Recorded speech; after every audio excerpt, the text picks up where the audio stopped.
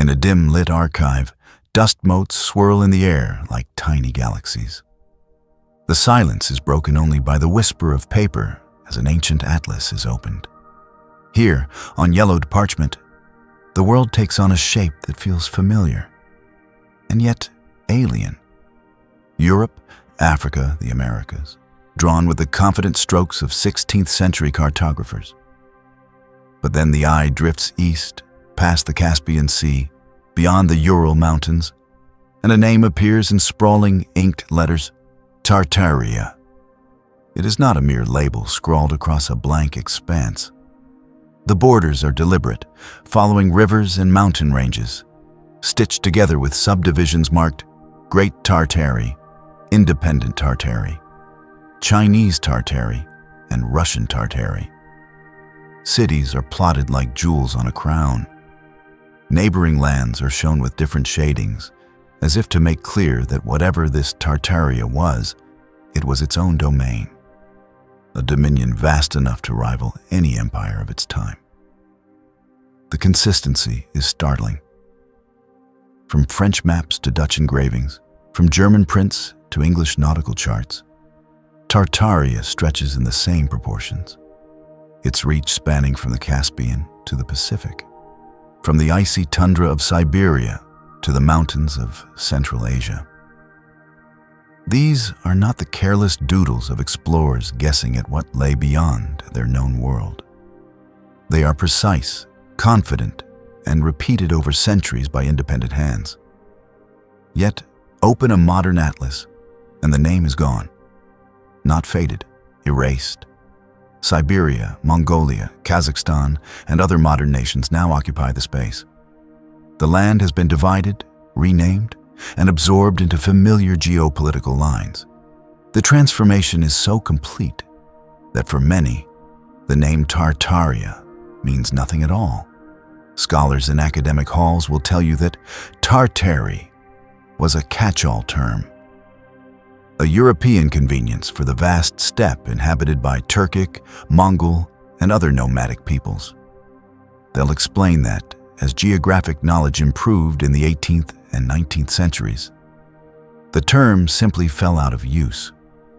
They point to the Russian Empire's expansion eastward, swallowing up the territory, redrawing borders, and leaving the label to fade from memory.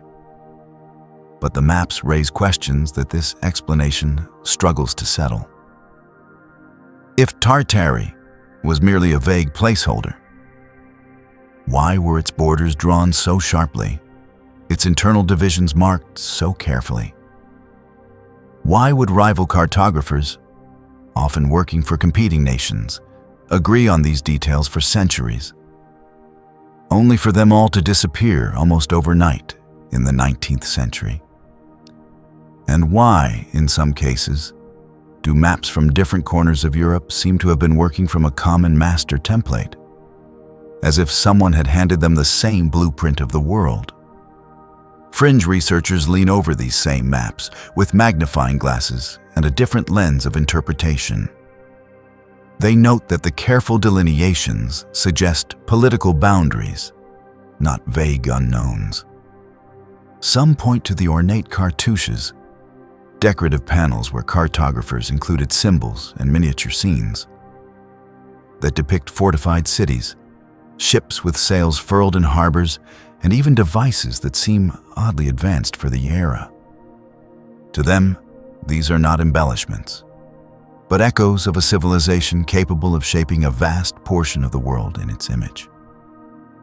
And then, there are the anomalies. A 17th century map that shows the northern coastline of Siberia free of ice. A French engraving in which the supposed wild steppes are dotted with grand cities, each drawn with domes and spires reminiscent of European Renaissance architecture.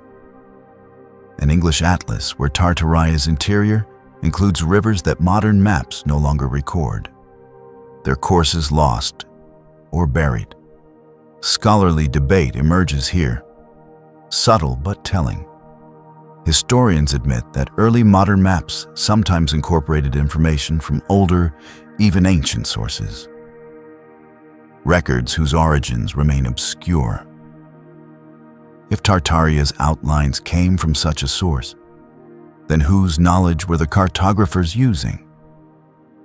Could it have been drawn from an earlier age, when the land's political and cultural shape was vastly different?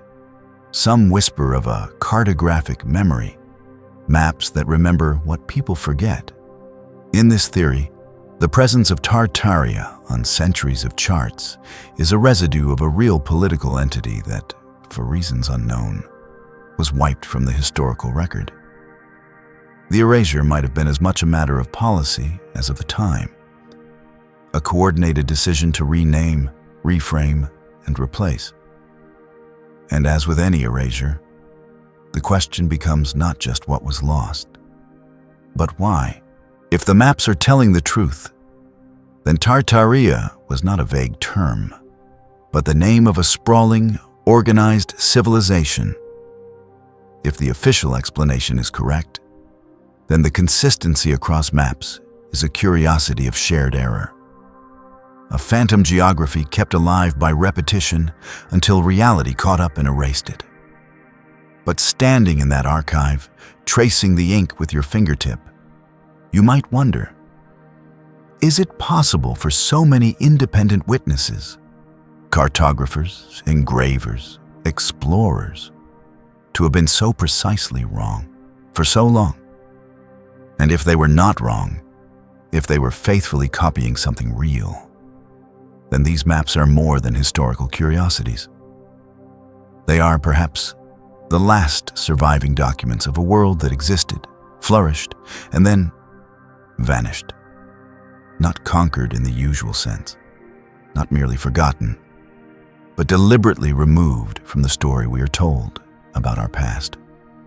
The paper in your hand smells of centuries. The ink is faded, but the lines still speak. They whisper of cities that no longer have names, of roads that no longer appear on GPS screens, of a name that once commanded respect and recognition across half the globe. And as the atlas closes with a muted thud, the silence in the archive feels heavier, pregnant with the weight of a history that may never again see the light of day. On a rainy afternoon in Seattle, a tour guide leads a small group through a narrow, dim-lit passage beneath the city's bustling sidewalks. The air is cool and smells faintly of damp stone and dust. Here, deep below the coffee shops and glass towers, are storefronts with ornate windows. Windows that now look out onto solid earth. The brick facades are intricate, their arches and cornices carved with a precision you wouldn't expect from something meant to be hidden. But these were never built to be basements. They were once the ground floors of thriving businesses, bathed in sunlight, opening onto busy streets. Seattle's underground city is officially explained as a byproduct of the Great Seattle Fire of 1889. The rebuild, we're told, elevated the streets by up to 22 feet to improve drainage and sanitation. New sidewalks were constructed over the old, leaving the lower level to be walled off. But as the group shuffles past a row of stone columns rising into the shadows, the scale feels excessive, almost as if the original street level was deliberately buried, entombed. Seattle is not unique. In New York City, subway excavations have exposed the facades of buildings buried far below modern street level. In Chicago, city records describe the razing of entire blocks after the Great Fire of 1871. Yet some structures appear to have been buried in earth and rubble long before that blaze ever touched them. In Europe, certain quarters of Paris and London reveal sunken houses, doors and windows sitting far below the current pavement, their thresholds now leading nowhere. Mainstream explanations focus on urban growth. Over time, streets were raised to combat flooding, hide sewage, or accommodate tram lines and utilities. Layer by layer, the old city was paved over. Yet the consistency of burial depth across cities and across continents raises questions. Why do so many of these buried facades share the same architectural style, regardless of whether they stand in North America, Europe, or Asia?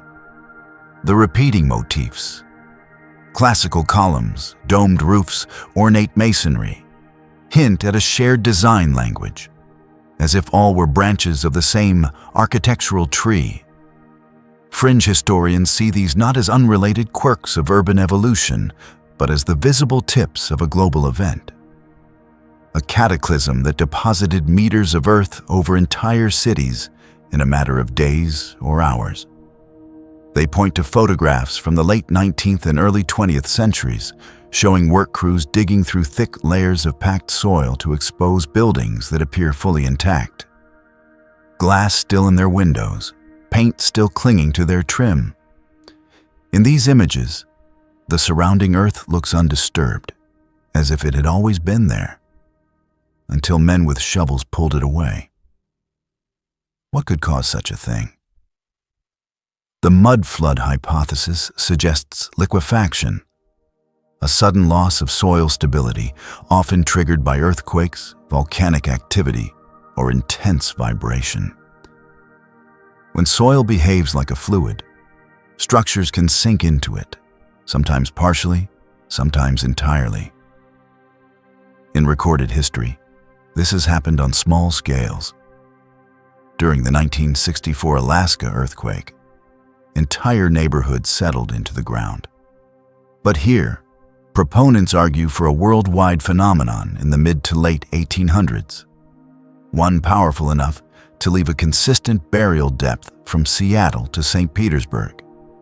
Skeptics counter that such an event should leave behind clear geological evidence, a uniform layer of mud or silt traceable across regions, and no such stratum has been documented. Urban fill, they argue, explains the phenomenon. Rubble from old buildings, earth from nearby hills, and refuse piled into streets to raise them. Yet, even they admit that in some cases, the buried levels are far too ornate for the time frames claimed. Why lavish so much detail on a floor meant to be hidden within a few decades? Walking through these buried streets, one detail stands out. The craftsmanship. The masonry is crisp, the proportions harmonious. The stone feels different beneath the fingertips, denser, almost resonant. In some places, iron fixtures are worked into decorative flourishes that seem more suited to a palace than a shopfront. And yet these lower levels were abandoned, bricked up, and forgotten. What if they belonged to a world where the surface of the earth was different, where the streets we now walk on were once rooftops? The scale of the burial would mean that countless cities were effectively rebuilt on the shoulders of their predecessors. And if Tartaria was real, if it truly spanned continents, then perhaps these buried cities are its bones, still locked in the soil.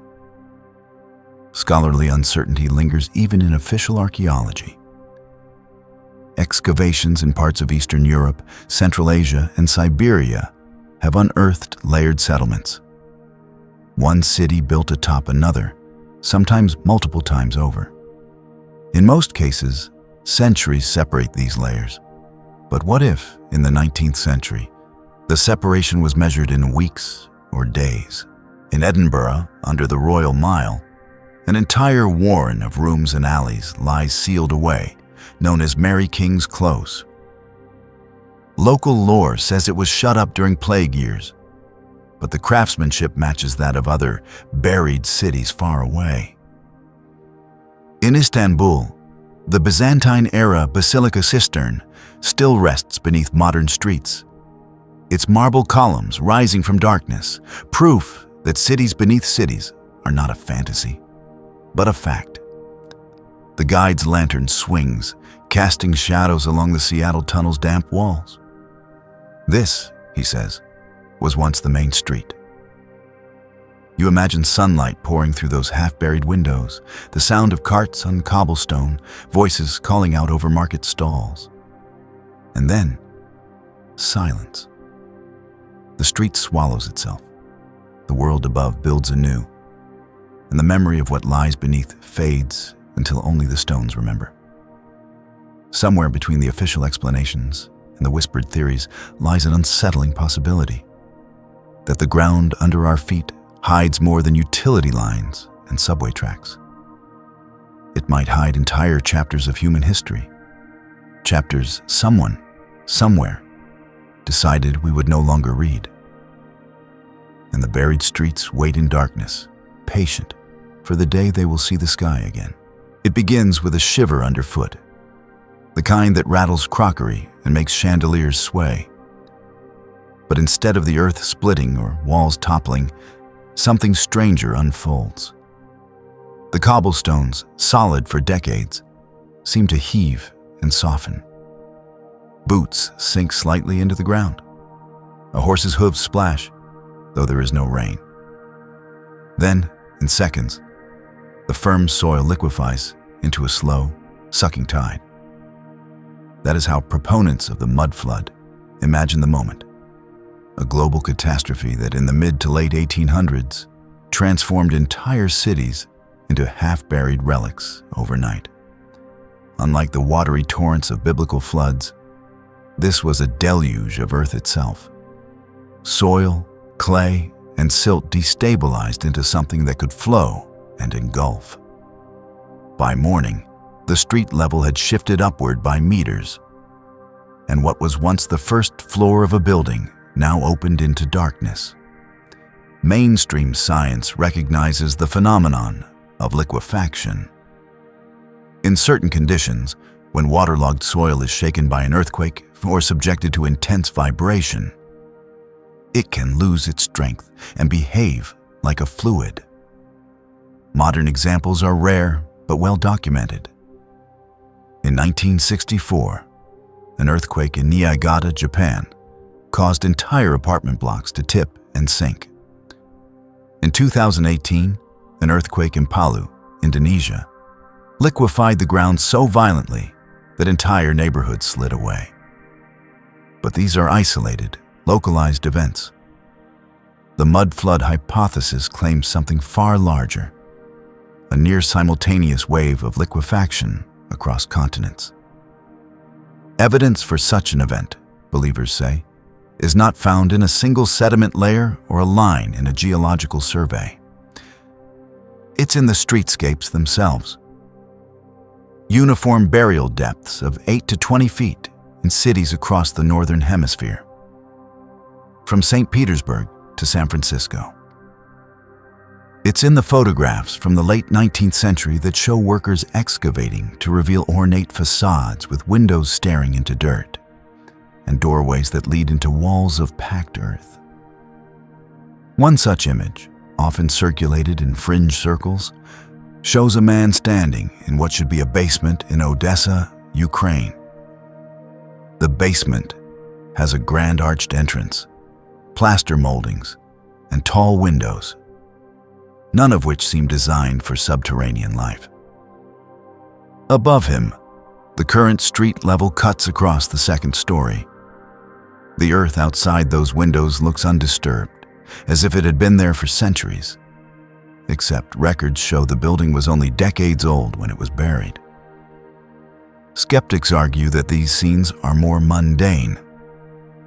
Urban planners in the 19th century often chose to raise street levels to combat flooding or improve drainage, infilling around existing buildings. In Seattle, Chicago, and other American cities, this practice is well documented. In Europe, repeated rebuilding over older foundations, sometimes after fires, sometimes for sanitation, produced similar results. But this does not explain the global synchronicity implied by mud flood theorists. Why would cities on different continents with no shared administration all bury their lower levels in roughly the same decades? Fringe interpretations range from the geological to the conspiratorial. Some suggest an alignment of natural disasters, a period of heightened seismic activity that rippled around the world. Others speak of plasma discharges from the sky, electrical storms so powerful they could destabilize the ground. The most radical claim, deliberate action. An engineered event meant to erase the surface traces of a civilization, perhaps Tartaria itself, leaving only hints of its existence beneath new streets and new names. There are tantalizing overlaps. The decades when the mud flood is said to have occurred coincide with the final disappearance of Tartaria from maps. They also align with suspicious clusters of great fires and urban renewals that destroyed older districts. In San Francisco, for example, the earthquake and fire of 1906 are blamed for the widespread destruction. But photographs from the aftermath show buried lower stories already sealed off, as if they had been entombed long before the ground shook. The architectural style of these buried levels often mirrors that of grand public buildings: ornate stonework, generous proportions, classical detailing, suggesting they were part of a shared design tradition. If Tartaria was indeed a vast, organized civilization, then these could be its last surviving structures, swallowed not by the passage of centuries, but by a single day when the ground itself turned against them. What could trigger a liquefaction event on such a scale? Some point to the Younger Dryas impact hypothesis, which suggests that fragments of a comet struck the Earth around 12,800 years ago, unleashing floods and climate chaos. If something similar, though smaller, occurred in the 19th century, it might explain the mud flood as a cascading effect. Shock waves destabilizing soils across vast regions, heavy rains or tidal surges finishing the burial. Others speculate about electromagnetic weapons, ancient or rediscovered, that could vibrate the ground into a liquid state. In academic circles, there is no consensus on any such event. Geologists see no evidence for a worldwide liquefaction layer dating to the 1800s. Urban historians find plausible explanations in infrastructure projects and haphazard city planning. But even among skeptics, there is an acknowledgement. The photographic and architectural anomalies are real. The debate is over their meaning. Standing in front of a half-buried building, its windows peering just above the sidewalk, its doors sealed and forgotten, it's hard not to imagine the moment of burial. Was there panic in the streets? Did the ground rumble for hours, or did it all happen in minutes? Did people flee, or were they caught mid-step, watching the earth rise to meet their knees? And what of the cities that vanished entirely? If such an event happened in rural or less populated areas, entire towns could have been swallowed without record, leaving only a hill where once there were streets and markets. Archaeologists might one day dig into such a hill and find, unexpectedly, a city still standing beneath the soil, silent, sealed away, waiting. The official story remains firm. There was no single day when the mud rose across the world. But the stones themselves seem to suggest otherwise. They lean forward, buried yet unbroken, as if trying to speak through the soil. And if their story is true, then somewhere in our past lies a day when the earth briefly became an ocean of dirt and carried a civilization's memory into the depths. At first, it seems like a trick of perspective. You stand beneath a marble arch and feel yourself miniaturized, as if the building were a theater set built for beings larger than you. The doors rise high enough to admit a carriage stacked upon another carriage. The stairs demand long strides, and the ceilings retreat into a twilight of coffers and gilded ribs. In such places, palaces on the Neva, state capitals on the prairie, opera houses on both sides of the Atlantic, human voices arrive late to their own echoes, and footsteps blur into a distant, ceremonial drum. Mainstream history reads this grandeur fluently, It speaks the language of power.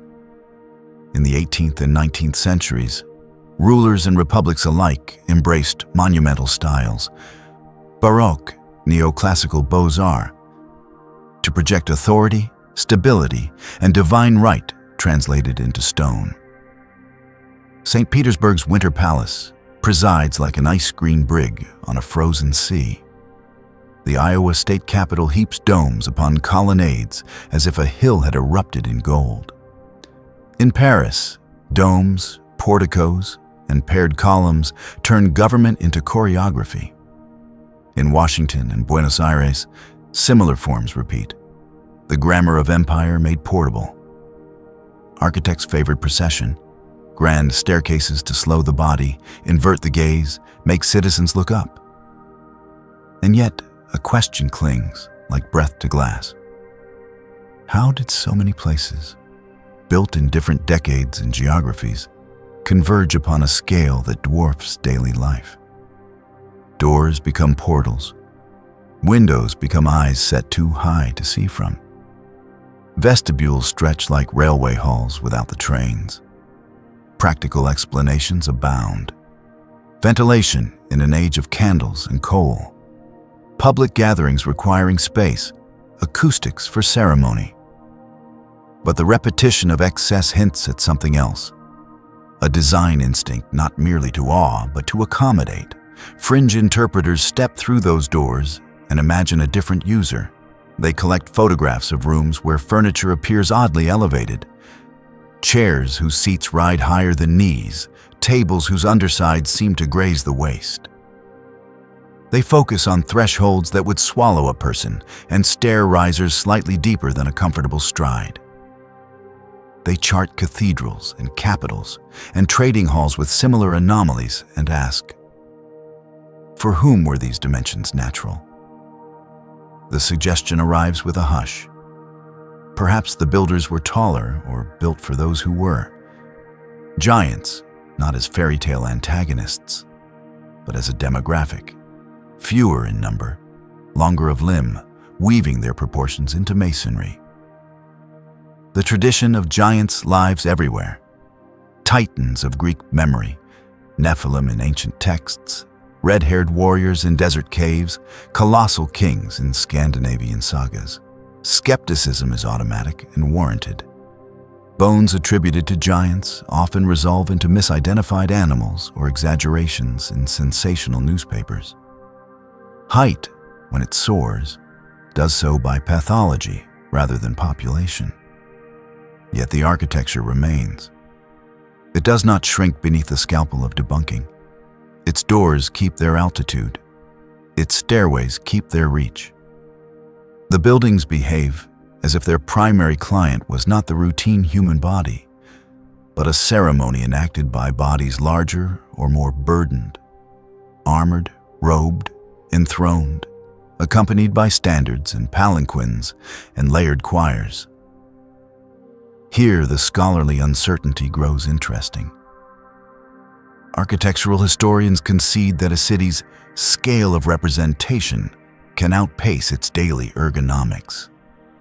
Capitals especially gather oversized rooms because they stage the state. But why the persistence of such scale in banks, train halls, customs houses, and civic theaters far from imperial capitals? Why the global synchronicity of certain motifs? Coffered vaults at heights where frescoes become abstractions, architraves placed a story above the human eye, niches so tall their statues need ladders to crown. Even when explanations satisfy a sight, the chorus of similar explanations in distant places feels rehearsed. Stand in a hall in St. Petersburg, and then a hall in San Francisco rebuilt after the early 20th century fires, and you sense cousins across oceans. In both, the human figure is punctuation in a sentence written for a deeper voice. Those voices may belong to choirs or legislators or nothing living at all. Some theorists listen for a hum in the stone, a resonance that uses volume as instrument. In this telling, height and breadth serve acoustics and energy, not mere display. Rooms at giant scale might be tuned cavities, gathering low frequencies, softening sharp ones, translating the rumble of crowds and organs into a fabric of sound that soothes or stirs. A mainstream fact quietly assists that intuition. Large volumes tame heat and smoke. They also diffuse sound. Cathedrals were sound laboratories long before the term existed, and state houses learned similar lessons. But fringe minds ask if diffusion was only half the story. Could certain proportions, repeated globally, correspond to harmonics? Could arches and domes be instruments by intention, not accident? And the oversized thresholds part of a system that invited, amplified, and perhaps directed unseen currents as well as audible ones? Then there is the question of labor and technique. The stonework, ornate, crisp, repeated, implies a workforce at once numerous and disciplined, carving and setting with a steadiness that suggests long tradition or some assistance beyond chisel and mallet. Sober scholarship answers with guilds, pattern books, and industrial replication. Iron frames and standardized molds let 1,000 acanthus leaves bloom. Still, some facades seem too perfect for their declared timelines, their masonry too precise for a city just risen from ash or marsh. The drawings show months. The stone looks like centuries. Photographs from the 19th century complicate everything. Lenses distort, exposures blur. People appear as ghosts. A man beside a doorway can look like a child beside a giant's gate if the camera lies. Historians warn against trusting proportion in images taken with antique optics. Yet, even standing in the present, tape measure in hand, one must climb 2 steps before grasping the doorknob, must lean back until neck muscles protest to see the keystone. The experience of bigness survives all corrections. If you were to sketch a lineage for this scale, it would run from Rome's baths to Byzantium's domes, detouring through Renaissance bravura and arriving in the 19th century, swollen with ambition and industry. If you were to sketch a different lineage, it might run beneath that one like an underground river, older, less acknowledged, flowing through star-shaped fortresses, into winter palaces and state capitals, out to exposition halls that glowed for a season and disappeared, leaving a memory of rooms sized for processions we do not perform anymore. Where the 2 lineages touch, a possibility forms. That the official story and the murmured alternative are looking at the same evidence from opposite shores. Grand scale does project power and accommodate crowds. It might also be a relic of proportions established when power meant tuning spaces to sky and stone, and crowds included beings encased in ritual or wearing bodies slightly fashioned by another gravity of culture or flesh. Scholars still wonder why certain dimensions recur, why specific ratios of height to span to thickness prove so durable beyond convenience or style. Perhaps they flatter human sight, perhaps they serve physics, or perhaps they are remembered instructions obeyed without knowledge of their origin. Step back into the light from a hall where your footsteps arrive late to your ears. The sun is ordinary here, the modern street is scaled to cars and storefront signs, but the building behind you remains, pages of stone bound to an older book. The giants in this story, if they existed, may not have been strictly anatomical. They could have been rituals, processions, institutions, humanity enlarged by costume and purpose. Or they could have been what the myths say, long-limbed carpenters of empire, leaving us rooms that still fit our longing, if not our bodies. In the end, the architecture refuses to confess. It only offers proportions, and the way those proportions make a person feel. Seen, yes, but small. Addressed, but also instructed to look up. If there was once a civilization that set these measures like a metronomes across continents, then its pulse remains in stone, and we keep time by it, without knowing. The door closes softly, not because it is gentle, but because, at its size, everything must move with ceremony. It begins as a sensation more than a sound, a faint pressure in the chest, the way the air feels before a storm. You step into a vaulted hall, perhaps a cathedral in Prague or a star-shaped fortress in the Low Countries, and the atmosphere changes. Your footsteps fall into a rhythm that doesn't feel entirely yours. A whisper travels farther than it should, curling into distant alcoves and returning as a soft murmur. In some places, you can stand perfectly still, speak a word, and hear it linger in the air like a note sustained on an invisible instrument. Mainstream acoustics has long studied these phenomena. In great churches and opera houses, architects learned to shape sound, lengthening reverberation for music, softening echoes for speech, diffusing noise through curves and columns. The science is clear. Materials, angles, and volumes influence how air vibrates. But in certain structures, especially those built in the 17th and 19th centuries, there are details that seem to go beyond simple function. Fringe researchers point to the repeating geometry in these buildings. Domes whose diameters form exact ratios with the room's height. Arches tuned to precise harmonic intervals. Columns spaced as if marking the frets of a vast, invisible instrument. Star forts, with their jagged bastions and radial symmetry, appear to concentrate not just lines of sight, but perhaps lines of sound, or even subtler currents in the environment. Some have compared their layouts to cymatic patterns, the shapes formed when sound vibrations move through sand or water, suggesting that the forts were built to channel resonance into the earth itself. One documented fact fuels the speculation.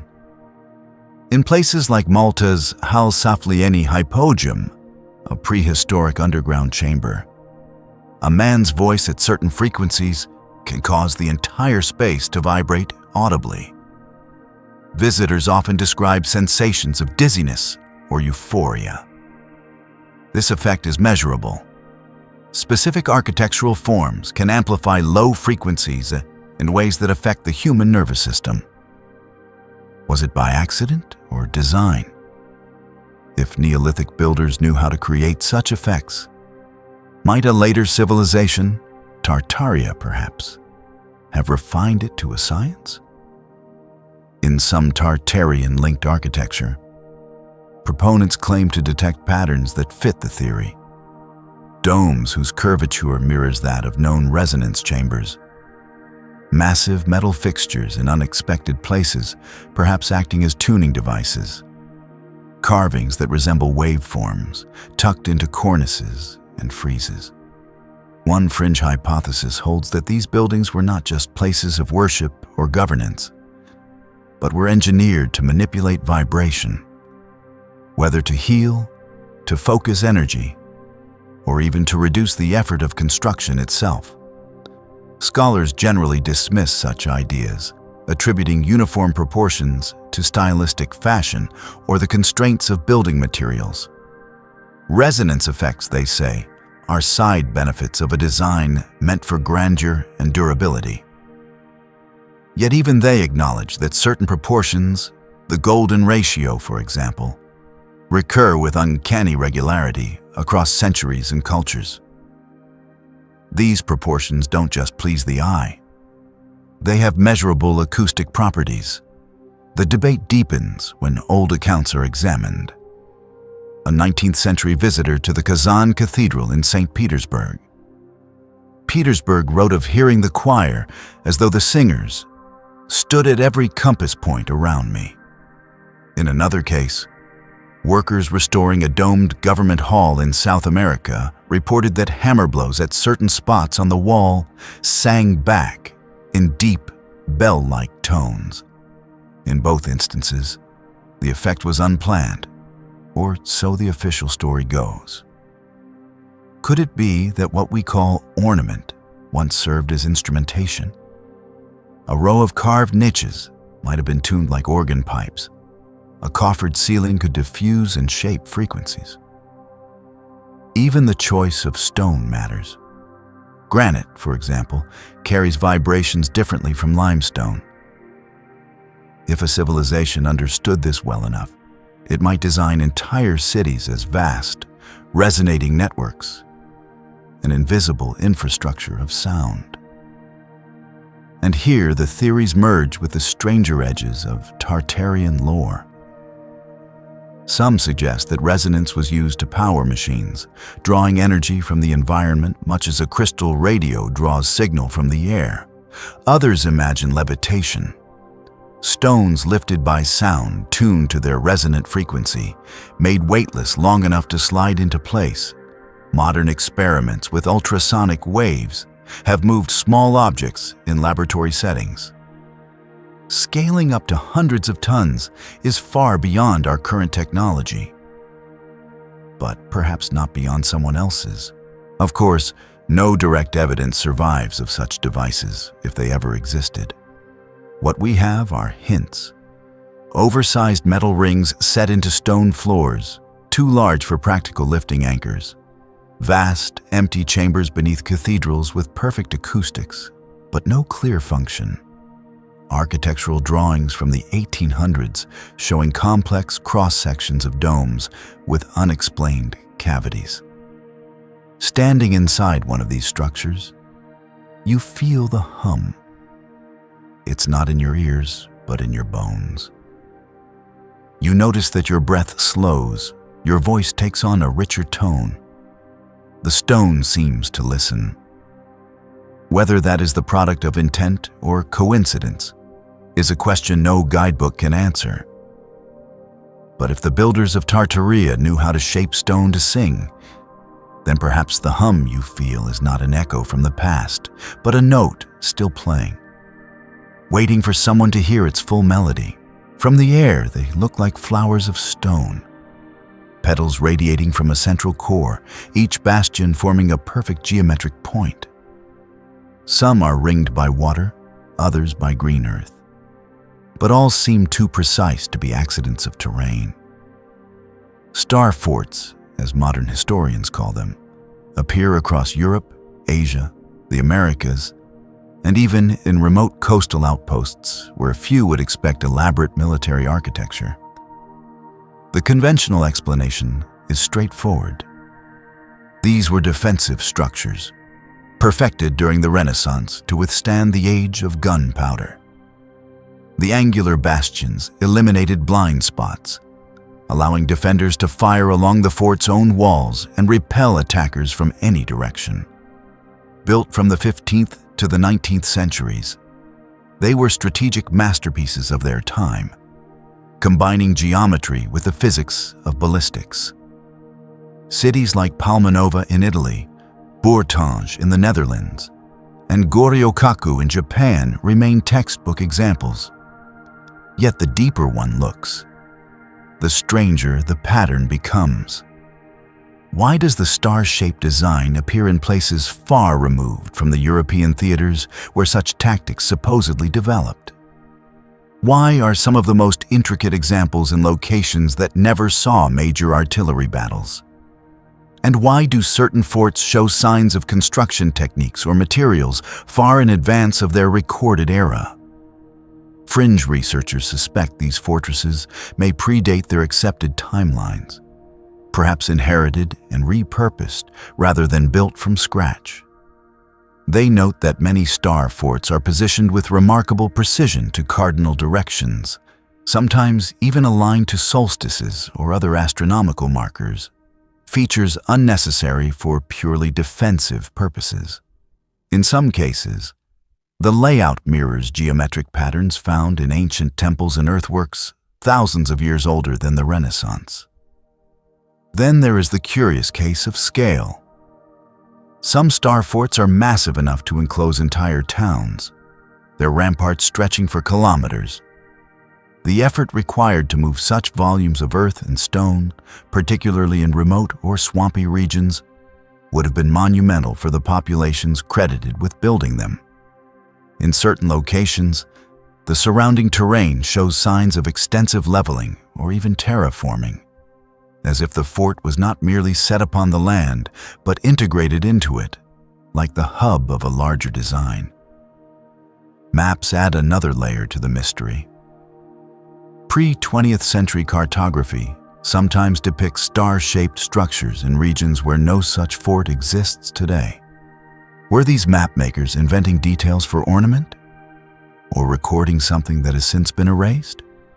In a few cases, modern satellite imagery reveals faint outlines beneath soil or vegetation that match the lost fortifications' positions almost exactly. The symmetry itself invites speculation. In physics, star-like geometries can efficiently distribute forces, whether physical, acoustic, or electromagnetic. This leads some to wonder if the forts could have been part of a broader network, their bastions acting like the teeth of a gear, locking into an invisible system spread across continents. Supporters of the Tartaria hypothesis sometimes go further, imagining these structures as nodes of an energy grid, channeling and storing power through Earth resonance or atmospheric electricity. Mainstream military historians dismiss such notions, pointing to the documented evolution of fortification design from medieval castles to angled bastions. They emphasize that the spread of star forts coincided with the expansion of European colonial powers, which exported engineering knowledge alongside armies and trade. Still, they admit that not all examples fit neatly into this lineage. Some display techniques inconsistent with their supposed date of construction, such as unusually precise stone cutting, massive earth embankments with no recorded excavation effort, or drainage systems that still function centuries later without significant maintenance. Consider Palmanova, Italy. Officially founded in 1593 by the Venetian Republic, it is a perfect nine-pointed star, its streets radiating from a central hexagon like the spokes of a wheel. No medieval town evolved into this. It was designed in a single vision. Yet there is no surviving evidence of the immense workforce required for its completion, nor of the logistics to move the quantities of stone and earth involved. The records are sparse, as though the fort sprang into existence already whole. Or take Kronstadt in Russia, a sprawling fortress complex in the Gulf of Finland. Some of its submerged stone structures lie at depths suggesting the sea level was lower when they were built, implying either an earlier date or that the builders possessed far greater engineering capabilities than assumed. In South America, star-shaped fortifications attributed to 17th century colonial powers stand in areas where indigenous civilizations had already been building earthworks of similar form for centuries. Is this mere coincidence or cultural inheritance from something older still? For Tartaria believers, the forts are a signature, a stamp of ownership left by a civilization that understood geometry not just as a military tool, but as a universal language. They argue that these star patterns, repeated across continents, hint at a global blueprint, one possibly linked to the same architectural proportions found in grand government buildings, cathedrals, and mysterious subterranean chambers. If these structures were nodes, the lines between them might form the skeleton of an ancient planetary network, now buried under asphalt and rewritten history. Even without fringe interpretations, the experience of standing in a star fort is uncanny. Walk its ramparts, and you find yourself tracing lines of sight that converge with mathematical precision. Climb its bastions, and the landscape falls away in deliberate, orchestrated vistas. From above, the form is perfect, too perfect for the messy contingencies of war. Whether purely defensive or part of something grander, these stone stars hold their secrets well. Grass grows over the earthworks, water laps at their moats, and tourists pose for photographs against their mossy walls. The original purpose, be it to repel cannon fire or to resonate with forces we barely understand, remains locked in their geometry. And if Tartaria was real, perhaps these are the compass points it left behind, guiding us toward a map of a world we have forgotten how to read. On 17th and 18th century maps, the word Tartaria stretches across a continent, its letters draped over the northern half of Asia like a sleeping giant. Sometimes it is Great Tartary, sometimes divided into Chinese Tartary, Independent Tartary, or Russian Tartary.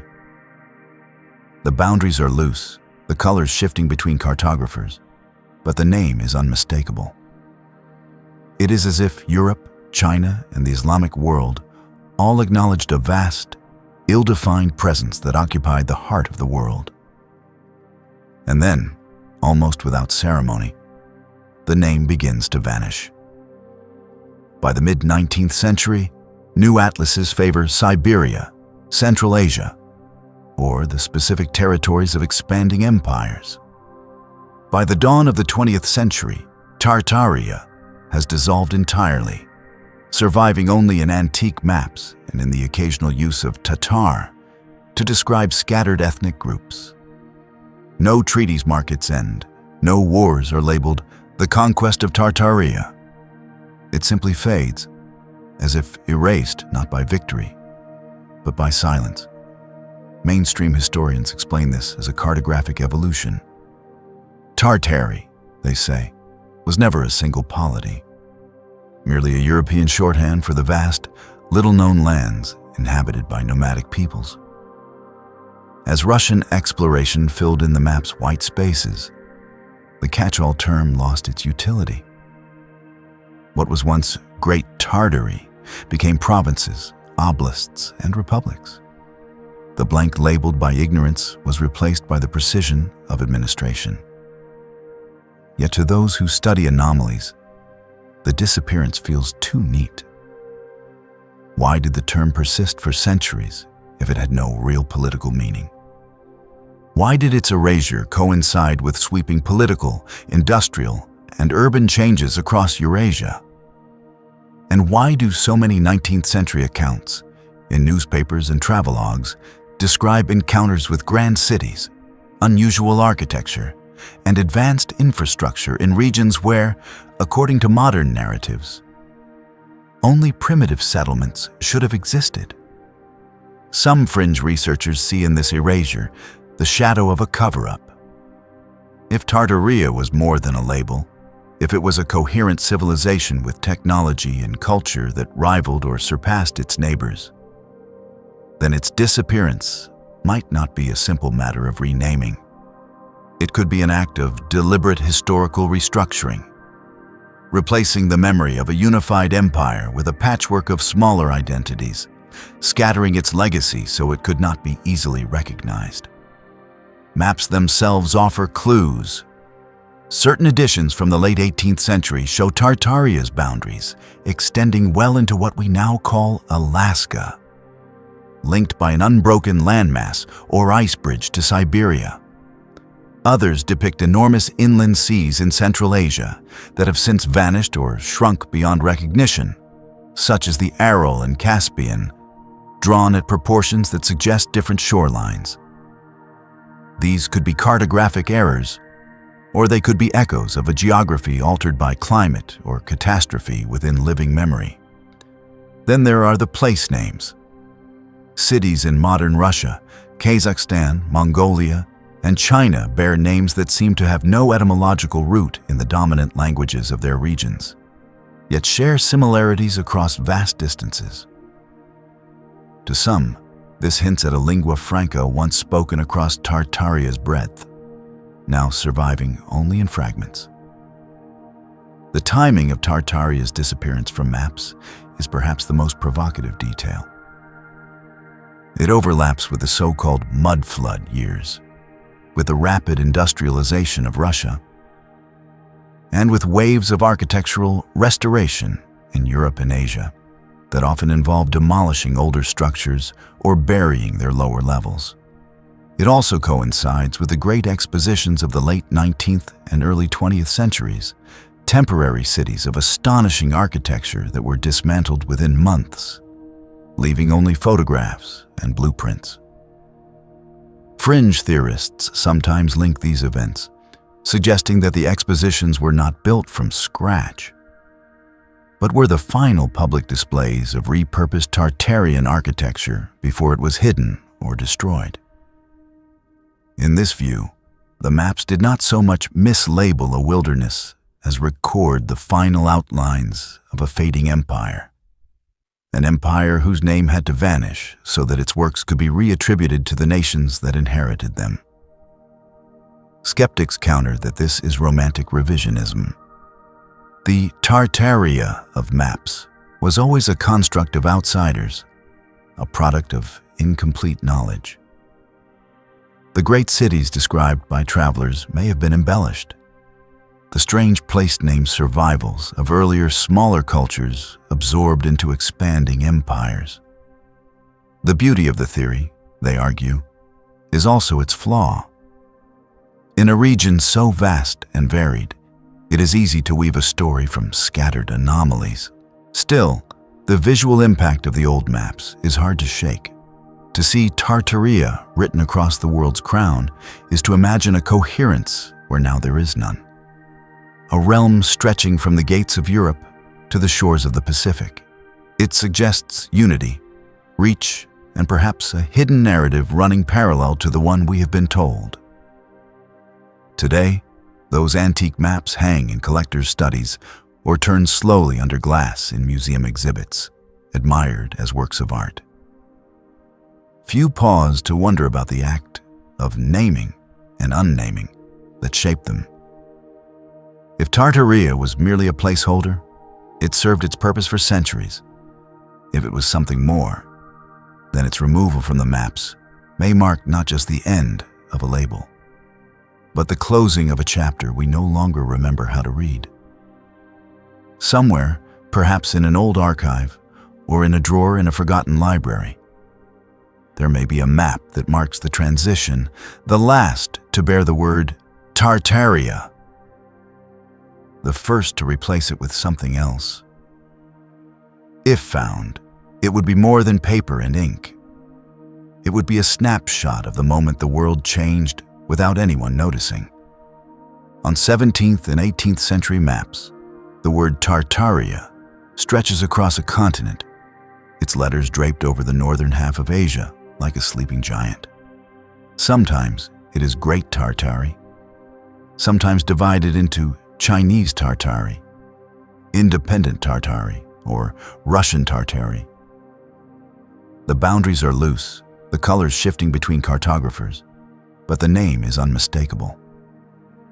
It is as if Europe, China, and the Islamic world all acknowledged a vast, ill-defined presence that occupied the heart of the world. And then, almost without ceremony, the name begins to vanish. By the mid-19th century, new atlases favor Siberia, Central Asia, or the specific territories of expanding empires. By the dawn of the 20th century, Tartaria has dissolved entirely, surviving only in antique maps and in the occasional use of Tatar to describe scattered ethnic groups. No treaties mark its end, no wars are labeled the conquest of Tartaria. It simply fades, as if erased not by victory, but by silence. Mainstream historians explain this as a cartographic evolution. Tartary, they say, was never a single polity, merely a European shorthand for the vast, little-known lands inhabited by nomadic peoples. As Russian exploration filled in the map's white spaces, the catch-all term lost its utility. What was once Great Tartary became provinces, oblasts, and republics. The blank labeled by ignorance was replaced by the precision of administration. Yet to those who study anomalies, the disappearance feels too neat. Why did the term persist for centuries if it had no real political meaning? Why did its erasure coincide with sweeping political, industrial, and urban changes across Eurasia? And why do so many 19th century accounts, in newspapers and travelogues, describe encounters with grand cities, unusual architecture, and advanced infrastructure in regions where, according to modern narratives, only primitive settlements should have existed? Some fringe researchers see in this erasure the shadow of a cover-up. If Tartaria was more than a label, if it was a coherent civilization with technology and culture that rivaled or surpassed its neighbors, then its disappearance might not be a simple matter of renaming. It could be an act of deliberate historical restructuring, replacing the memory of a unified empire with a patchwork of smaller identities, scattering its legacy so it could not be easily recognized. Maps themselves offer clues. Certain editions from the late 18th century show Tartaria's boundaries extending well into what we now call Alaska, linked by an unbroken landmass or ice bridge to Siberia. Others depict enormous inland seas in Central Asia that have since vanished or shrunk beyond recognition, such as the Aral and Caspian, drawn at proportions that suggest different shorelines. These could be cartographic errors, or they could be echoes of a geography altered by climate or catastrophe within living memory.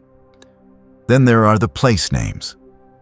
Cities in modern Russia, Kazakhstan, Mongolia, and China bear names that seem to have no etymological root in the dominant languages of their regions, yet share similarities across vast distances. To some, this hints at a lingua franca once spoken across Tartaria's breadth, now surviving only in fragments. The timing of Tartaria's disappearance from maps is perhaps the most provocative detail.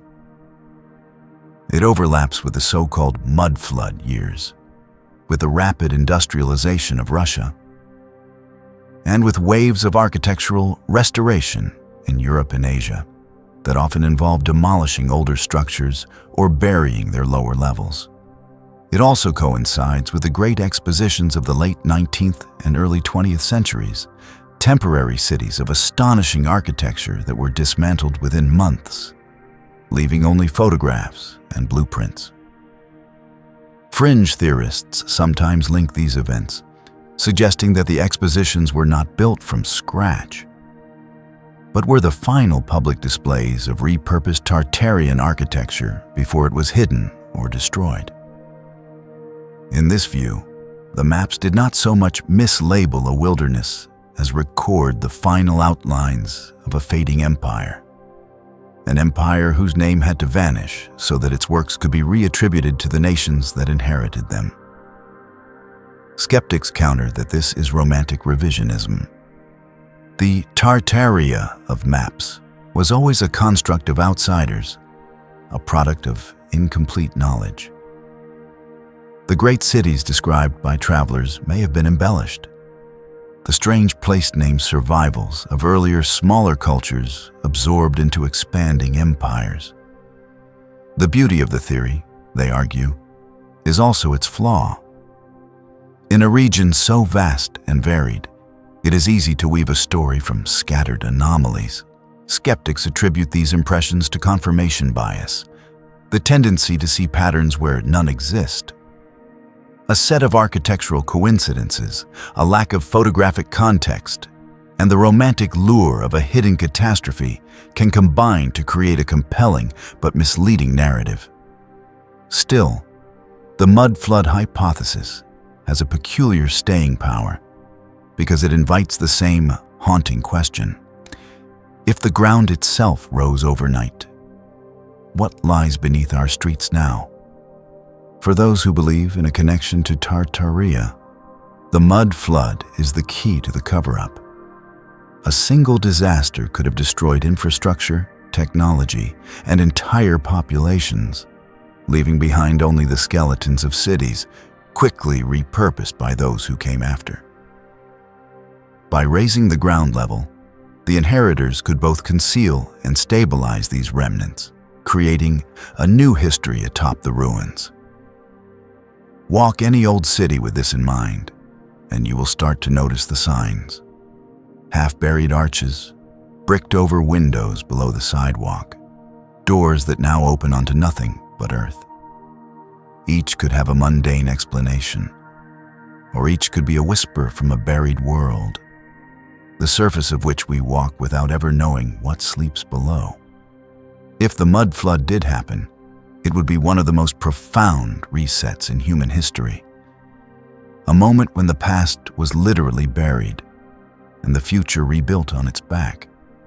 The question, as always, is not whether such a thing is possible, but whether we have already been walking on its evidence for centuries. Stand before the gates of certain old buildings, and you might feel small, not in the usual sense of human awe, but in a way that suggests the architecture was not entirely made for human proportions. Doorways soar several meters above the tallest person. Windows are so large they could frame the entire facade of a modern townhouse.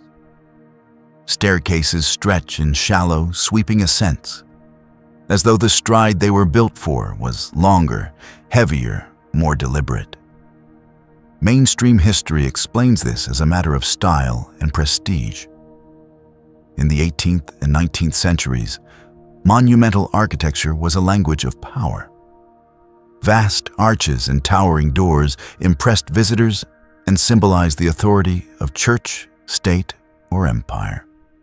Yet some anomalies challenge that explanation. In certain palaces, administrative buildings, and railway stations, the scale is consistent not just in ceremonial spaces, but throughout the structure, even in rooms where no dignitary would ever set foot. Fringe researchers have seized on this detail as a possible fingerprint of Tartaria. If this lost civilization existed, they argue, it may have been populated, or at least led, by people of greater stature than modern humans. Legends of giants are nearly universal. From the Nephilim of biblical lore to the Jotnar of Norse sagas, from Native American red-haired giants to the titanic builders of Polynesian Moai. These stories, they suggest, might be distorted memories of a very real elite, one whose buildings matched their bodies. Evidence is circumstantial but intriguing. In rural Russia, the ruins of certain brick factories and warehouses show doorways nearly twice the height of a man, with lintels formed from single, massive stones. In Central Asia, caravanserais, rest stops for traders, feature stable entrances high enough for animals carrying loads stacked far above their backs. Yet the wear patterns on the thresholds suggest a bipedal stride. In parts of North America, 19th century state capitals contain hallways and staircases whose dimensions are so generous they feel unsettling when empty, as though scaled for absent hosts. Skeptics counter that such features were practical. Tall doors admit light, allow for ventilation, or accommodate goods and machinery. Shallow steps are easier for horses to ascend.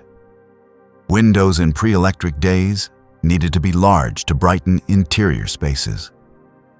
Yet these explanations do not fully address the consistency of the oversized scale across multiple functions and continents. The theory becomes more provocative when linked to the so-called giant skeleton accounts from the 19th and early 20th centuries. Newspapers of the era, many now digitized, contain scattered reports of human remains measuring 8, 9, even 10 feet in height, unearthed from burial mounds or construction sites. Most of these stories have been dismissed as journalistic exaggeration or outright hoax.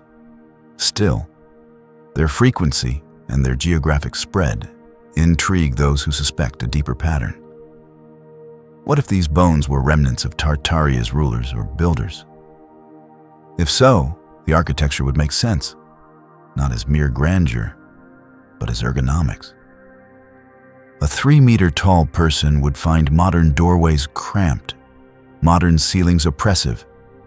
The grand halls of cathedrals, the cavernous vaults of train stations, the echoing stairwells of government buildings might feel, to them, simply comfortable. But the architects of scale theory need not require literal giants. Another possibility is that the builders, whether human or otherwise, designed for machines or technologies that required larger spatial allowances.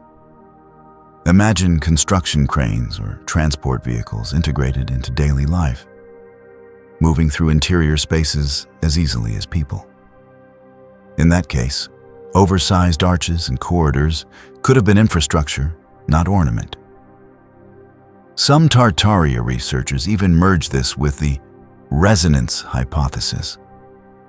Larger volumes create different acoustic effects, and certain proportions might have been tuned for energy manipulation. In this view, the great halls and towering naves were functional resonators, their size dictated by physics, not fashion. The mystery deepens when we consider how quickly such scale fell out of favor. By the early 20th century, new public buildings began to shrink. Doorways narrowed, windows lowered, staircases tightened. Even in grand projects, the overwhelming verticality gave way to more human-centric dimensions. Was this simply the influence of modernist design, or the final disappearance of a design language inherited from another age? Walk through one of these older structures alone, and you feel it. The peculiar dissonance between your body and the space. Your footsteps echo too long. The air seems to move differently. The doorknobs, if they survive, sit higher than expected, as though for a taller hand. Perhaps it is imagination, the mind-bending perception to fit a romantic theory. Or perhaps it is memory, not yours, but the building's, of a time when the people who passed through its doors were not like us. If Tartaria left behind such architecture, its scale is both a clue and a warning. We might marvel at the beauty of these buildings, but we also live in their shadow, dwarfed by proportions that may not have been meant for our kind. And whether that is evidence of giants, machines, or simply another way of thinking about space, it suggests that we walk each day in the remnants of a world built to a different measure. Stand in the nave of an old cathedral, in the center of a star fort, or beneath the dome of a forgotten palace, and close your eyes. There is a sound, soft but undeniable. Not the murmur of tourists or the shuffle of feet, but a low, resonant hum that seems to come from the building itself. Some call it the breath of stone. Others believe it's nothing more than wind, traffic, or the creak of settling timbers. Yet, to those who pay attention, this vibration feels deliberate, as though the architecture was tuned like an instrument. Mainstream explanations lean toward acoustics. Architects throughout history have understood how to shape sound. Amphitheaters in Greece carry a whisper from the stage to the back row. Domes in mosques magnify the call to prayer. Gothic cathedrals reflect choirs into layered echoes. But the hum in the stone goes beyond this. It persists when the space is empty, sometimes barely audible, sometimes felt more than heard, like a pulse in the walls. Fringe researchers suspect these buildings were not just places of gathering, but devices, resonance chambers capable of harnessing or generating energy. The Tartaria hypothesis ties this to a larger theory, that the civilization mastered the science of vibrational frequencies, using architecture to interact with the Earth's natural electromagnetic field. In this view, the ornate columns, domes, and vaults are not merely beautiful. They are functional components in a planetary scale network. Consider the placement of certain cathedrals and star forts along what some call ley lines, imaginary alignments of ancient sites, megaliths, and religious centers. While mainstream historians dismiss ley lines as coincidence, the Tartaria narrative frames them as the conduits of a global energy grid. The hum, then, is the residual signature of a system long abandoned, like the faint whine of a machine idling in the dark. Reports from explorers and travelers occasionally describe strange effects in such spaces. Dizziness, tingling in the skin, sudden mood shifts.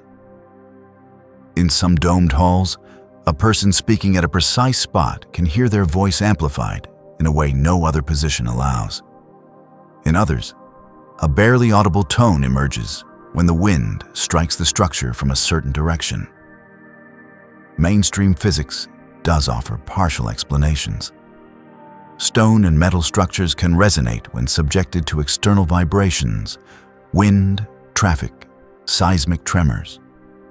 The materials and shapes amplify specific frequencies, much like a musical instrument. But the consistency of the phenomenon across certain types of old buildings, many built before modern engineering, invites a question. Did the builders understand this in ways we no longer do? The sound as energy idea has ancient precedents. Myths from Egypt to Tibet speak of stones moved by song, of walls raised by chants that matched the Earth's frequency. If Tartaria existed, perhaps it rediscovered or inherited such techniques, then embedded them into civic architecture as naturally as we embed wiring and plumbing today. Some researchers point to the elaborate metalwork atop many of these structures. Spires, finials, weather vanes, often gilded or capped with unusual alloys. These, they argue, might have been more than decoration, possibly acting as antennas to draw energy from the atmosphere, which the resonating chambers within the building could then store or channel. Nikola Tesla, working centuries later, famously experimented with wireless transmission of power using similar principles of resonance and atmospheric electricity. Could Tartaria have achieved something similar on a grand scale? Skeptics insist such theories romanticize coincidence. To them, the hum is simply the byproduct of large, hollow spaces and natural materials. The human mind, eager for meaning, turns faint noise into cosmic significance. And yet, there is something unsettling in how quickly the modern world has abandoned large-scale resonance in architecture. Our cities hum with machinery, but the buildings themselves are silent, dead shells compared to the living stone of the past. For those who listen, the hum becomes a question. If the sound is still there, what is it waiting for? Is it the echo of a system that once ran continuously, or a dormant frequency that could be reawakened? Imagine Tartaria's cities alive with it. A deep, planetary chord thrumming through streets and plazas, binding architecture, people, and Earth into a single harmonic. Perhaps their technology was not about wires and engines, but about being in tune with the planet itself. And if that is true, then what we hear today in the lonely resonance of stone is not just sound. It is memory, the last note of a forgotten song. In the late 19th and early 20th centuries, the world's great powers staged events they called Expositions, World's Fairs, or International Exhibitions. Officially, these were temporary celebrations of progress, massive displays of industry, science, and culture, built to impress visiting crowds before being dismantled. But for those who study Tartaria, these events are not simply pageants. They are the last public showings of a civilization's architecture, technology, and artistry before it was quietly erased. The photographs are undeniable. Entire cities of gleaming white palaces, domed halls, triumphal arches, and vast plazas, constructed, so we are told, in a matter of months. The 1893 World's Columbian Exposition in Chicago, the 1900 Exposition Universelle in Paris, the 1910 Brussels International Exhibition, each presented monumental architecture in a coherent style that some now call the Tartarian aesthetic. Towering columns, intricate stonework, colossal statues, and expansive waterways. Every element radiated permanence and mastery. Mainstream historians explain that these buildings were made of staff, a temporary mixture of plaster, cement, and fiber draped over wooden frames. They were never meant to last. Yet, the sheer scale and precision in the photographs challenge belief. Streets laid in perfect symmetry, fountains with sculpted basins of monumental size, electrically lit boulevards at a time when many rural areas had yet to see a single light bulb. All supposedly designed, built, and decorated in under 2 years, then destroyed as quickly as they appeared. Fringe theorists argue a different story, that much of what we see in those photographs was already there. Older structures inherited from a civilization whose name had been removed from the maps. The expositions, in this view, were a controlled unveiling, a way to introduce these wonders under a new narrative before they were dismantled or hidden from public use. In other words, a rebranding of the past. Consider the Chicago Columbian Exposition. Over 200 buildings formed the White City, complete with canals, bridges, and landscaped gardens. The official story says these were built from scratch in just 26 months, only to be burned, demolished, or abandoned shortly after the fair ended. Yet, some structures, like the Palace of Fine Arts, survive to this day, made not of temporary staff, but of reinforced masonry. If one building was worth preserving, why not the rest? The pattern repeats. The 1904 St. Louis World's Fair covered 1,200 acres with monumental pavilions, some large enough to enclose entire city blocks. Many were destroyed immediately after the event, but photographs show construction that appears far too substantial for temporary work.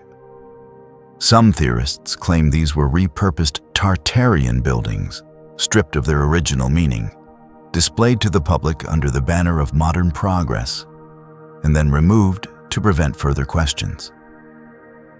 Even the technology on display feels anachronistic.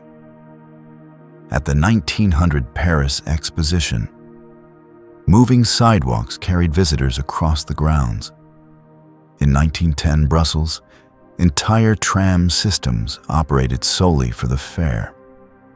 At a time when many rural communities were still dependent on horse-drawn transport, these exhibitions seem to possess and then discard technologies years ahead of their time. Skeptics respond that the fairs were indeed feats of temporary construction, made possible by immense budgets, armies of workers, and advances in prefabrication. The ornate facades were theatrical illusions, no more substantial than the stage sets. They dismissed the Tartarian reading as an overreach, fueled by selective interpretation of photographs and underestimation of industrial capacity. But one detail remains unsettling: the sheer number of these events. Between 1850 and 1915, dozens of expositions rose and fell across the globe. Paris, London, Vienna, Chicago, Philadelphia, Barcelona, St. Louis, Turin. The pace is dizzying, as though the industrial powers were racing to display, catalog, and then erase something before it could be questioned. To the Tartaria-minded, these fairs were the funeral rites of a lost civilization. Imagine the planners walking through empty, inherited streets, deciding which buildings would be exposition halls, which statues could be moved, which domes would be painted white to match the official story. The public would marvel at the spectacle, never knowing they were wandering through the remnants of a forgotten empire. After each fair closed, the demolition was swift and thorough. In Chicago, dynamite and fire erased nearly everything within months. In St. Louis, entire buildings were sold off for scrap. In Brussels, ornate palaces were leveled to make way for modern construction. What could have survived as lasting monuments instead vanished almost overnight. If Tartaria truly existed, the Expositions may have been the last time its architecture stood openly, its style celebrated rather than hidden. And if they were not, then they remain one of history's strangest coincidences. A global pattern of building cities, filling them with marvels, and then destroying them before the dust could settle. Perhaps that is the lingering power of the photographs. Whether they show the swan song of a lost civilization or simply the most extravagant stage sets ever built, they hint at something we no longer attempt. The creation of beauty and scale, not just for function, but for wonder. And if such things could be built in months, why, in our age of machines and steel, do we no longer build them at all? In museum cases and private collections, there are objects whose presence feels slightly out of place. They are cataloged, labeled, and dated according to the framework of mainstream history. But their sophistication raises quiet questions. Copper spheres of perfect geometry, intricate clockwork mechanisms with no clear provenance, lenses of unusual curvature, electrical devices from the 1800s that appear more advanced than their era should have allowed. These are the artifacts that fringe researchers call orphaned technologies. Inventions without a lineage, tools without ancestors. Mainstream scholars explain most of them as products of genius individuals ahead of their time. The Antikythera mechanism in Greece, the Baghdad battery in Iraq, or the crystal lenses found in Viking graves are framed as isolated innovations, sparks in the darkness that did not spread widely because the infrastructure to sustain them was lacking. But in the Tartarian narrative, such objects are not anomalies. They are survivors, pieces of a system far larger, whose knowledge base and industrial capacity were dismantled or buried after the fall of a hidden empire. Consider the precision of certain 19th century engineering feats. Bridges with riveted ironwork so exact it could pass modern stress tests, domed glass roofs assembled from thousands of panes in perfect alignment, enormous steam engines with a level of polish and symmetry suggestive of machine tools beyond what contemporary workshops could mass produce. The official history celebrates these as miracles of the Industrial Revolution. But what if the revolution was, in part, a salvage operation, reassembling and adapting the relics of a prior technology? Electrical systems are another puzzle. Accounts from the late 1800s describe entire buildings illuminated without visible wiring, fountains lit from within their waters, and towers that seem to project light into the night sky without the focused beam of a spotlight. Some of these are well documented, such as the arc lamps and wireless lighting experiments of Nikola Tesla. Others exist only in photographs and local reports, with no surviving hardware to study. If Tartaria had a planetary energy network, one based on atmospheric electricity or resonant induction, its dismantling could explain why such effects appeared briefly, then vanished. In rural museums across Eurasia, there are also machines whose purpose is unknown. Cast in iron or brass, they feature gears, cranks, and housings, but no record of their inventor or manufacturer.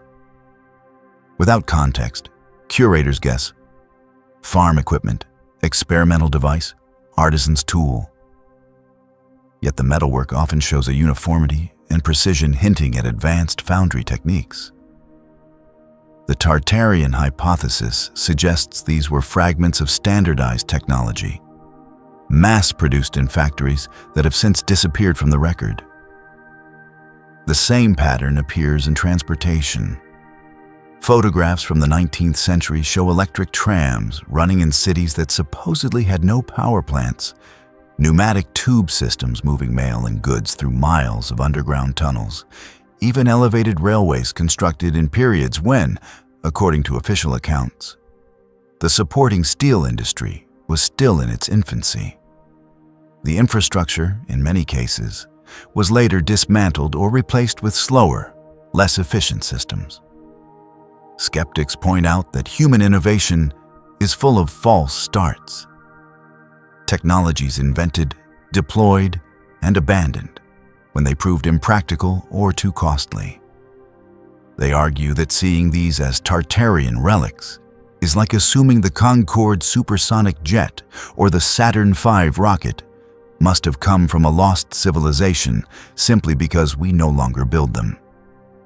But believers note a difference: the absence of a clear developmental chain. Most modern inventions can be traced through prototypes, patents, and incremental improvements. Many of these orphaned artifacts, by contrast, seem to appear fully formed with no obvious precursor and vanish just as abruptly. In this sense, they resemble the lone surviving pages of a book whose rest has been burned. Perhaps the most provocative examples are the photographs of enormous industrial machines, rolling mills, presses, generators, standing in near-empty landscapes, as if transplanted from elsewhere. In some cases, their capacity would have exceeded the needs of the towns they served. Were these overbuilt by ambitious industrialists? Or were they remnants of a network designed for a scale of activity we no longer see?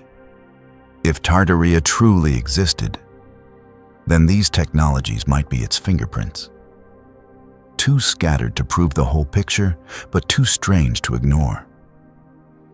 They are the tools without teachers, the devices that feel as though they were found rather than invented. In this view, modern civilization did not climb a smooth slope from primitive to advanced. It stumbled across the ruins of a machine and learned enough to make it run again, without ever knowing how it was built in the first place. And if that is true, the question becomes unsettling. How much of what we think of as modern is actually borrowed, repainted, and repurposed from a past we were never meant to remember? In dusty archives and private collections, there are maps that tell a geography we no longer recognize. Rivers flowing in different courses, mountain ranges absent from modern charts, cities marked in regions now described as wilderness. Some of these maps are centuries old, drawn in the age of exploration, when rumor and hearsay often filled in the blank spaces of the world. But others are uncomfortably precise, depicting coastlines with an accuracy that should have been impossible before the invention of aerial surveys or satellite imaging. The mainstream view is pragmatic. Early cartographers were skilled at synthesizing traveler accounts, astronomical observations, and dead reckoning into workable charts. When these match modern landscapes, it is either coincidence or the result of later revisions and annotations. Yet, certain examples resist such explanations.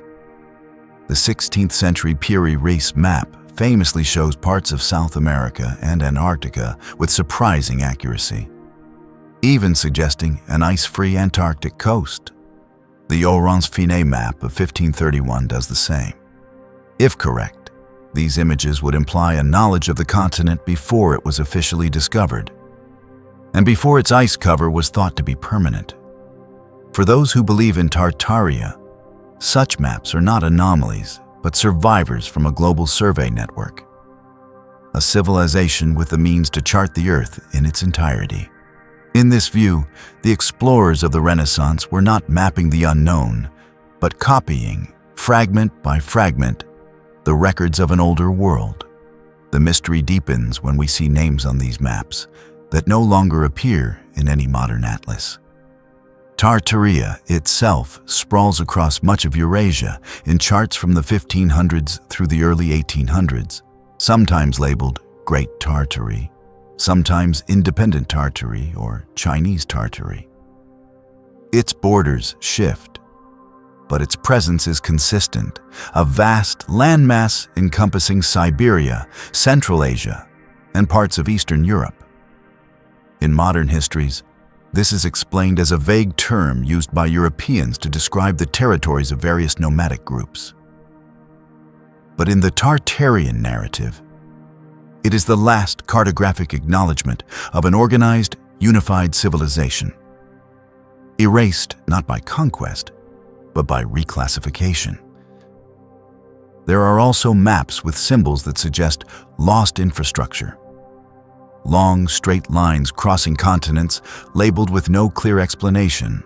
Clusters of identical geometric shapes where no settlements are recorded. Vast, regular grids in regions supposedly uninhabited. Some researchers argue these could represent forgotten road systems, canal networks, or even energy distribution lines, echoes of a global network hidden in plain sight. Skeptics remind us that cartographic errors were rampant in the pre-modern era. Mountains were drawn where travelers claimed to have seen shadows on the horizon. Rivers were extended hundreds of miles beyond their actual source. Entire islands, like the fabled High Brazil off Ireland's coast, were repeated in map after map without ever existing at all. To them, the inclusion of Tartaria, or strange symbols, reflects misinformation and misunderstanding, not suppressed history. Yet there is something unsettling about how certain details on these old maps later proved accurate. Coastlines of lands no European had supposedly visited match modern satellite imagery. Some river systems, now buried or altered by climate change, are depicted exactly as modern geology reconstructs them. This precision raises a question. Did the mapmakers know, or were they simply copying from sources that did? One of the most debated examples is the so-called Peacock Map, a colorful 18th century world chart in a private Russian collection. Across Siberia, it shows a network of massive fortified cities, linked by straight, wide roads stretching for hundreds of miles. None of these cities exist today, and no archaeological record supports their presence, at least not officially. In the Tartarian reading, these are not imagined. They are the last recorded footprint of a vanished infrastructure, erased by time and deliberate omission. If Tartaria truly had a global reach, then the maps that survive are like shattered glass, fragments that still reflect the outline of what once was, but cannot show the whole image. Each fragment invites the same dangerous thought, that our known history is only the top layer, carefully arranged to hide the foundation beneath. Perhaps that is why the most controversial maps are often locked away in private collections, accessible only to a handful of researchers.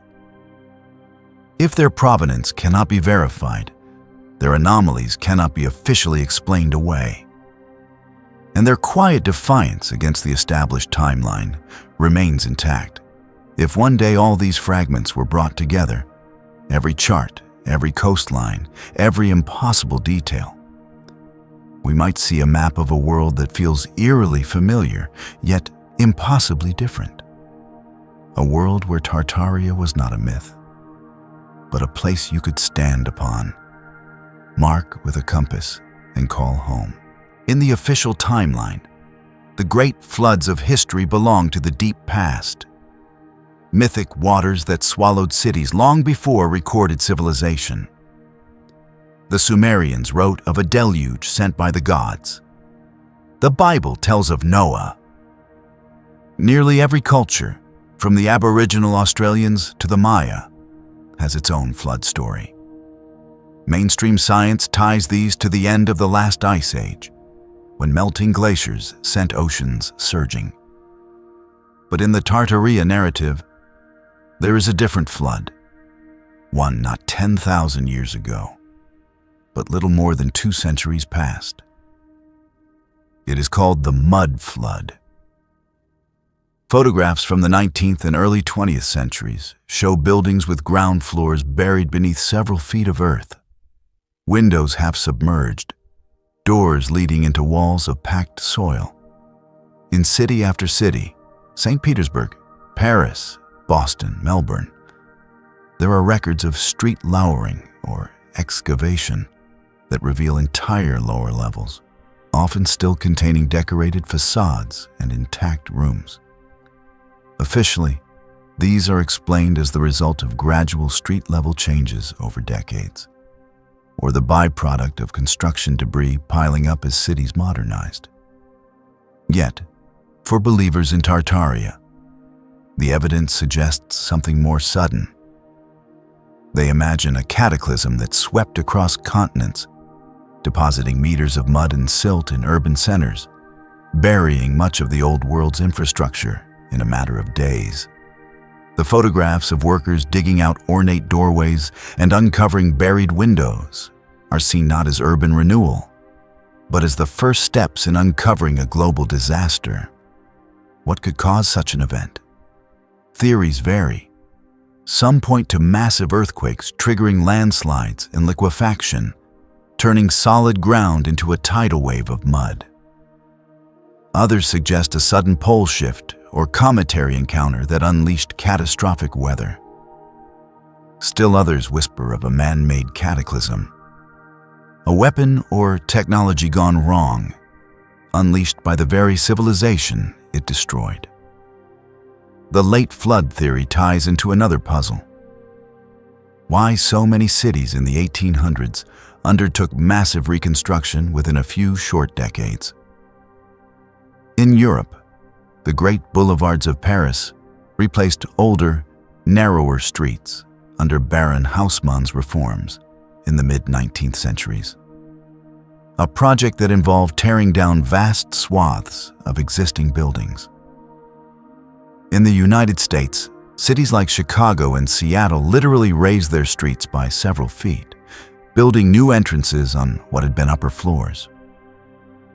These are documented engineering feats, but believers ask, were they simply adapting to a post-flood landscape, hiding the evidence beneath a new layer of brick and asphalt? Skeptics counter that the mud flood photographs have mundane explanations. Buildings often had basements that extended partially above ground, later buried when cities regraded their streets. The ornate windows and doors uncovered were simply part of these basements, not evidence of a lost ground level. Mud and silt in urban areas could be the result of floods, fires, and neglect over decades, not a single apocalyptic event. But the global nature of the anomalies keeps the theory alive. From Istanbul to San Francisco, from Warsaw to Wellington, there are eerily similar images of men standing in deep trenches beside buildings whose lower stories have been entombed. If Tartaria existed, then the mud flood becomes a pivotal moment, the event that literally buried its cities and severed its continuity. What was rebuilt afterward could never match the scale, technology, or artistry of what was lost. The Expositions, the oversized architecture, the orphaned technologies, all might be fragments salvaged from above the mud line. Perhaps the most unsettling implication is how quickly the world seemed to recover. Within decades, photographs show bustling streets, electric lights, new civic buildings, yet always atop the buried remains of something older. It's as if the disaster was both devastating and immediately erased, replaced by a narrative of steady industrial progress. If this late flood really happened, then it is the hinge on which modern history turns, a catastrophe not acknowledged, but absorbed into the architecture and street plans of our cities. And if it did not, then the strange buried doors and windows remain a quiet architectural riddle, whispering that something about the ground we walk on and the timeline we believe might not be as solid as it seems. In the libraries and archives that escaped fire, war, and decay, there are still books whose lettering seems to belong to no known language. Some are written in looping curves reminiscent of Arabic, others in angular strokes like runes, and some in a blocky utilitarian print that resembles an early typeface, but matches no printing style on record. In the official catalogs, these entries are often dismissed as shorthand, ciphers, or decorative scripts. Yet for those who follow the Tartaria thread, these are the last echoes of a written language that once connected a vast territory, one now entirely gone from mainstream history. The most tantalizing hints appear not in isolated manuscripts, but in inscriptions carved into buildings, bridges, and even machinery. Across Eastern Europe and Central Asia, travelers have photographed ornate plaques bearing letters that resemble a hybrid of Latin and Cyrillic, but with unique characters. Some are paired with dates that make little sense. What appear to be years like 707 or 7526 by an unknown calendar. In the Tartarian narrative, these were not mistakes or stylized flourishes. They were the normal, everyday inscriptions of a civilization with its own writing system and timekeeping. Mainstream historians explain these anomalies through regional variations. Many 18th and 19th century structures, especially in Russia and the Ottoman borderlands, bear inscriptions in Church Slavonic, Old Turkic, or localized scripts no longer taught. The odd numbering systems may be relics of the Byzantine or Julian calendars. But believers note that the consistency of certain letter forms across widely separated sites suggests a standardized writing system, one used far beyond a single culture or empire. Some of the most controversial examples are found in photographs of the Great Expositions.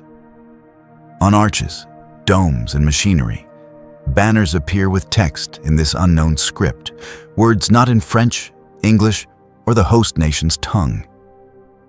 Officially, these were decorative motifs or symbolic designs.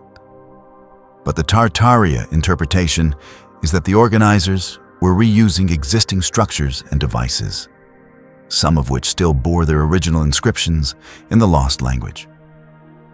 Fragments of printed material add to the mystery.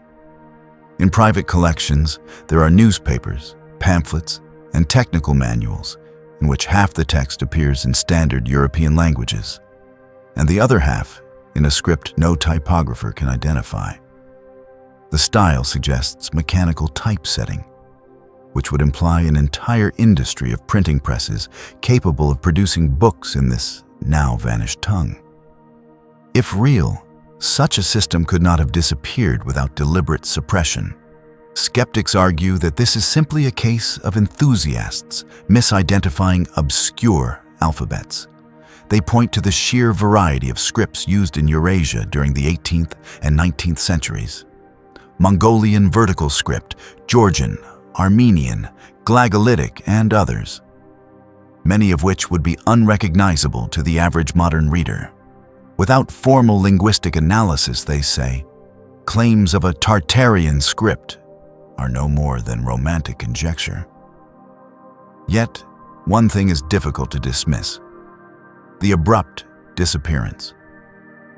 Unlike Latin, which faded slowly but left descendants in the Romance languages, this mysterious script seems to vanish almost entirely between the mid-1800s and the turn of the 20th century. Buildings that once bore it were renovated, their plaques removed or recarved in modern alphabets. Printed materials in the script became rarities, locked away or discarded. Even oral traditions make no mention of what the letters once meant.